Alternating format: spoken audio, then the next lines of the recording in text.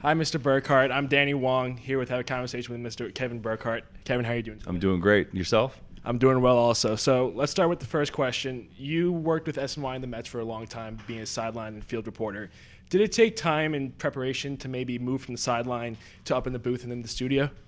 Yeah. Of course, it took preparation. I mean, until you do it, you don't know how to do it, right? You can prepare for it, but until you're actually thrown into it and do it. So, I had done those things on a smaller level, but it's a little different when you're doing it on that kind of stage. So, I just prepared. The biggest thing is preparation. If you prepare and put yourself in a position to succeed, doesn't mean you're going to kill it every single time on the air, but it's like studying for a test, right? If you have a midterm, if you study your tail off and you know the material, doesn't mean you're going to get 100, but you'll probably do pretty well. Same thing here. So that's all I tried to do.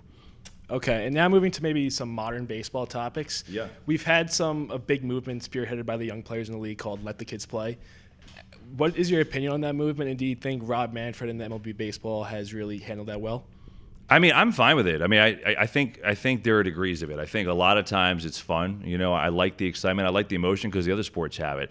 I think there's just a fine line of it being fun and emotional and cool and being kind of not a good sport. I think there are times where it's kind of thrown in somebody's face that I don't love. But you hit a home run 500 feet, I think you can bat flip. I think it's allowed. You know what I mean? So I like it for the most part. I just don't like the in your face if it crosses that line. Now, you've had the opportunity to work with some of baseball's all-time great players, Frank Thomas, David Ortiz, and A-Rod. What is it like working with some of the baseball's top players? And do you have any funny stories maybe about what has happened on the studio? Yeah, I have a lot that I probably can't share on this program, so I'll have to tell you those over another time. But I think the most fun thing with them that people want to know is that it's just you'd get a kick out of watching the games with them because, when we do the postseason, we're doing pregame show and a postgame show. In between, we're watching the game just like you are.